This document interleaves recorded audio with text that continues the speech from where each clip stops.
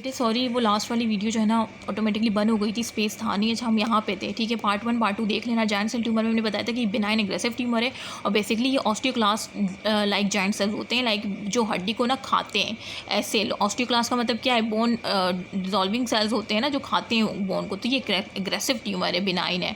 और बाकी ये एपिफाइसिस जो होते हैं ना लॉन्ग बोन की, ये वहाँ पे होता है। ये है ना, ये एपिफाइसिस है। तो यहाँ पे GC लिख लो, G फॉर जायंट सेल जो है ना, वो एपिफाइसिस में एपिफाइसिस को जो है वो करता है, इफेक्ट करता है लॉन्ग बोन के। और बाकी ये 25 से 40 ईयर के दरमियान हो सकता है after the physis have close. देखो ये जो फाइसिस मैंने बताए थे ना कि ये फाइसिस है। फाइसिस क्या है? ग्रोथ प्लेट है। अगर ये मतलब 25 से 40 उम्र के दरमियान ना ये क्लोज हो जाते हैं ग्रोथ प्लेट, तो इन्हीं के दरमियान ये ट्यूमर फिर क्या हो जाता है? अराइज हो जाता है, ठीक है। वो ये कहना चाह रहे हैं। यूजुअली लंग्स को मेटास्टेसाइज करता है और रिकरेंस इसमें कॉमन है, मतलब रिकरेंस हो सकती है इसमें ना।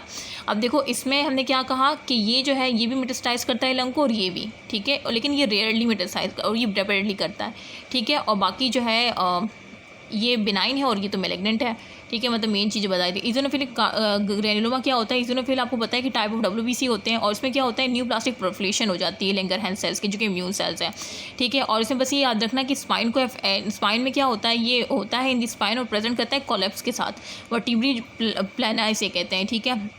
और उसमें पंच आउट लीजन मिलते हैं, ठीक है। पंच आउट या पेरियोस्टल रिएक्शन मिलेगा आपको एक्सरे पे, ठीक है। तो इजोनोफिलिया इसको मैं कैसे ट्रिक याद रखूँ? देखो इजोनोफिलिया है तो हमें पता है कि टाइप ऑफ WBC है। अब वहाँ पे अगर MCQ आ जाए कि प्रोलिफरेशन हो रही है, न्यूप्लास्टिक प्रोलिफरेशन लैंगरहैंस सेल्स की, तो हम समझ जाएंगे इम्यून सेल्स है वो इजोनोफिलिक ग्रेनुलोमा से रिलेटेड है, ये तो हमें समझ आ जाएगा। अच्छा ये होता कहाँ पे? ये डायफिसिस में होता है, ठीक है। डायफिसिस को इन्वॉल्व करता है। हमने यूइंग का भी देखा था कि वो भी डायफिसिस को कर रहा था, ठीक है। और ये भी डायफिसिस को करता है, ये आपने याद रखना है। डायफिसिस लॉन्गर स्कल को भी कर सकता है। और बाकी ये वर्टिब्रल प्लाना जो है ना वो इसी से रिलेटेड है, जिसमें कोलैप्स हो जाता है ना। अच्छा बाकी पंच आउट होते हैं ये, ठीक है। ऐसे समझ लो कि इम्यून सेल्स लाइक पुलिस जब आती है ना तो अपनी बड़ी बड़ी गाड़ियों के साथ आते हैं, तो पंच आउट लीजन इस तरह से याद रख लो, ठीक है। अच्छा असेसमेंट ऑफ ट्यूमर क्या करेंगे? फेज़ 1 फेज़ 2 इसमें हम पता है क्या करेंगे? स्टेजिंग होती है, 3 स्टेज है। फेज़ 1 में हम सबसे पहले तो 24 घंटे के अंदर मेरे पास अगर पेशेंट आया है ट्यूमर का, तो पहले तो उसकी हिस्ट्री लूँगी, उसकी पर्सनल नाम, कहाँ कैसे पहले क्या हुआ था, उससे पहले उसने कोई वो सारी हिस्ट्री जो हम लेते हैं ना वो लेंगे। फिर एग्जामिनेशन करेंगे, फिर हम ब्लड में उसकी CBC देखेंगे, ESR देखेंगे, कैल्शियम और माइलोमा स्क्रीन करेंगे, रेडियोग्राफ देखेंगे पूरे जो भी बोन है जहाँ पे भी है उसका, चेस्ट रेडियोग्राफ करेंगे। ये हमारी इनिशियल इन्वेस्टिगेशन है। फेज़ 2 विदिन 1 वीक, मतलब ये तो 24 घंटे के अंदर हमने करनी है। एक हफ्ते के अंदर हमने उसका बोन स्कैन भी करवा लेना है, सिटी चेस्ट, एब्डोमिन, पेल्विस, ये सब हमने करवा लेने चाहिए विदिन एक हफ्ते के अंदर ना।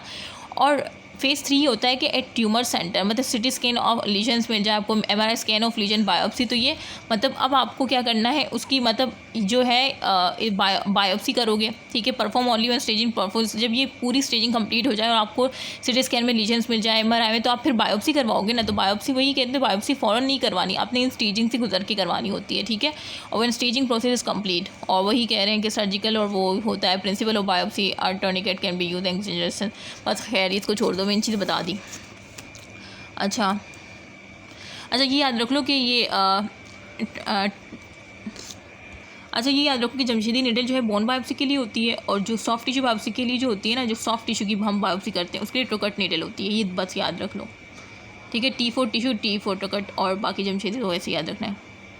अच्छा और ये ट्रीटमेंट देखो बिनाइन ट्यूमर की क्या है कि मोस्ट बिनाइन ट्यूमर जो है वो इंट्रा लीजनल क्यूरेज से हो जाते हैं। और वही चीज़ है कि हम जो है वो उसको ना जहाँ से उसको खुरद के जो है वो कर लेते हैं, क्यूरेज कर लेते हैं, ठीक है। स्पॉन्टेनियस रेजोल्यूशन CT एंजियोग्राफ कर लेते हैं। बस इसको ये याद रखना कि ये जो है ना आप जो है ना वो मोनोक्लोनल एंटीबॉडी है अगेंस्ट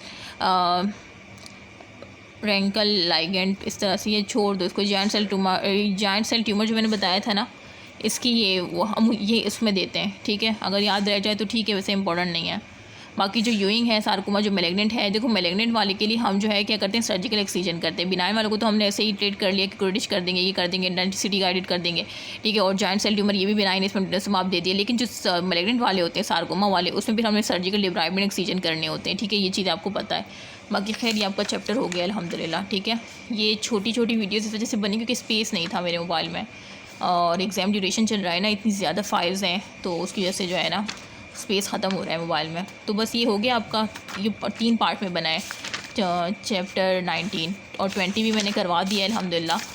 और चैप्टर 21 मैंने आधा करवाया था, आधा भी मैं करवा देती हूँ फ़ौरन, ठीक है, ताकि ये भी हो जाए। और इसका जो आधा है वो इम्पोर्टेंट नहीं है, लेकिन फिर भी मैं करवाना चाह रही हूँ कि अगर कुछ मतलब बैड लक हो भी जाए तो कुछ तो पढ़ा हो ना हमने कि हम खुद से भी कोई तुक्का लगा सकें, ठीक है। उसके बाद फिर ये लास्ट वाला चैप्टर ऑर्थोपेडिक्स में तो मुझे करवाना है, फिर ये आपकी कंप्लीट हो जाएगी इंशाल्लाह।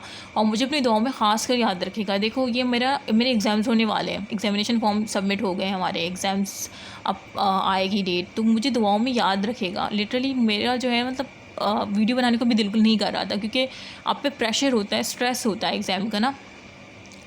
तो बस यार दुआओं में याद रखना कि अल्लाह मेरे लिए आसानी करे, सबके लिए आसानी करे, ठीक है, और अच्छे और बेहतरीन नंबरों से पास करवा दें, ठीक है। ओके, अल्लाह हाफ़िज़।